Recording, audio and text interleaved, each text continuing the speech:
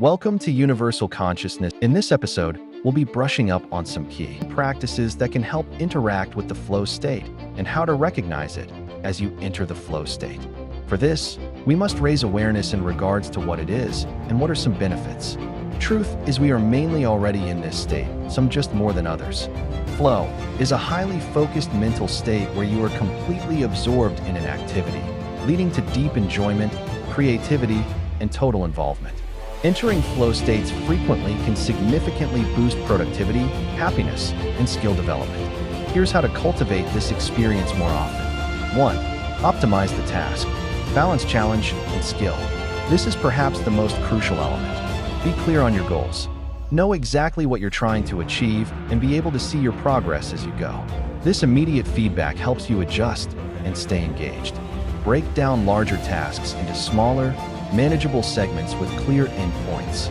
Try to find intrinsic motivation. We do this by choosing activities we genuinely enjoy and are passionate about. When the activity itself is rewarding, you're far more likely to enter flow. Optimize your environment. We can do this by eliminating distractions. This creates a space free from interruptions. Turn off notifications, put your phone away, close unnecessary tabs on your computer, and minimize noise. Consider using noise-canceling headphones. This we call the dedicated space as your time, rituals. If possible, designate a specific space and time for your flow-inducing activities.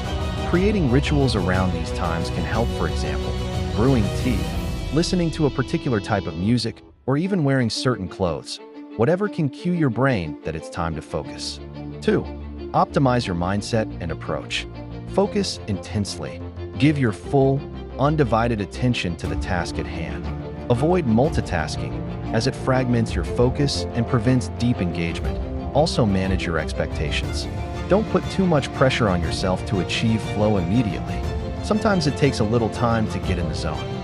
3. Embrace the process. Shift your perspective to enjoy the effort and the journey, not just the outcome. Remind yourself that hard work, when deeply engaging, can be pleasurable. Be mindful and enjoy your presence. Flow is about being fully in the present moment. Practicing mindfulness or meditation can help train your brain to stay focused and reduce mental chatter.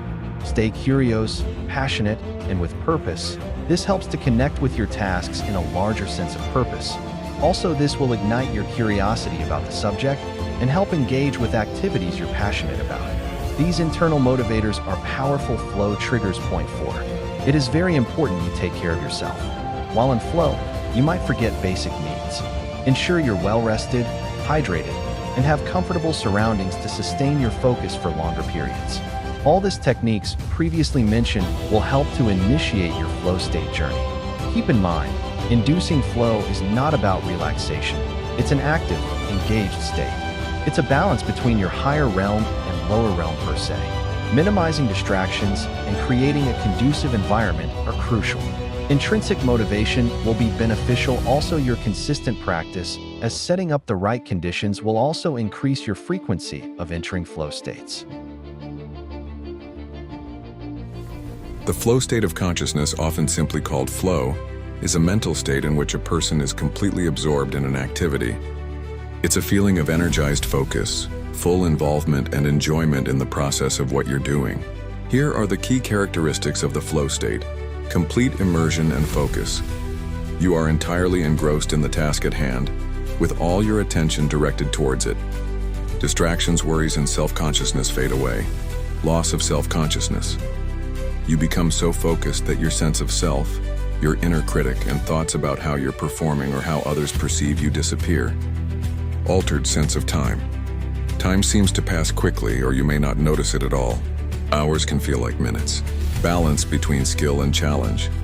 The activity is challenging enough to keep you engaged, but not so difficult that it becomes frustrating. There's a perfect match between your abilities and the demands of the task. Clear goals and immediate feedback. You have a clear idea of what you're trying to achieve, and you receive immediate feedback on your progress, which helps to maintain your focus. Sense of control. You feel a sense of mastery and control over the activity. Intrinsic motivation. The activity itself is rewarding and enjoyable, leading to a feeling of satisfaction and even ecstasy. You do it for its own sake, not for external rewards. It's a state where performance goes through the roof, creativity is heightened, and stress and anxiety are reduced. While often associated with athletes, artists, or scientists, flow can be experienced in almost any activity, from cooking and gardening to playing a video game or even a mundane work task, as long as the right conditions are met. We live our story from our ideas and perception. Once you understand what you are, all you have to do is create in harmony. Enjoy this journey, even if you sometimes have to put on a mask. It's all part of your evolutionary process in your present. You choose how you release your energy, whether you feed your soul or your worldly passions. Whatever you do, do it consciously in the now. The belief that how you see and interpret reality matters more, along with values that lead to personal strength, are gradually taking over in a remarkable way. This is no longer out of fear or punishment, but out of a need for your emotional, mental, and physical health. Human beings don't just live on food and drink or even affection. They need to find a coherent direction for their lives with their passion and realize their potential to feel fulfilled. But above all, they must first mature. They must learn to accept. There is also a desire for complementarity, to find one or more like-minded people with whom to share the path in an authentic and truthful way, where creativity flows and stereotypical postures do not arise due to wanting to be politically correct, but in which one betrays oneself. This photo, in my perception, expresses much of what is mentioned in this story. I see masculine energy in balance with feminine energy. How so? Well, the creativity of her art comes from its origin. It is considered the tree of life. This was simply the symbol of our womb for a long time.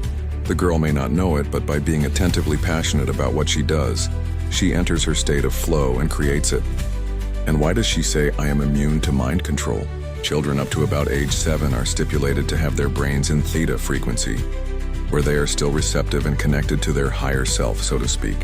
The poison of family and social programming, or the structure of behavior, has not yet influenced them. In other words, everything they do is from their center, in harmony with the universe.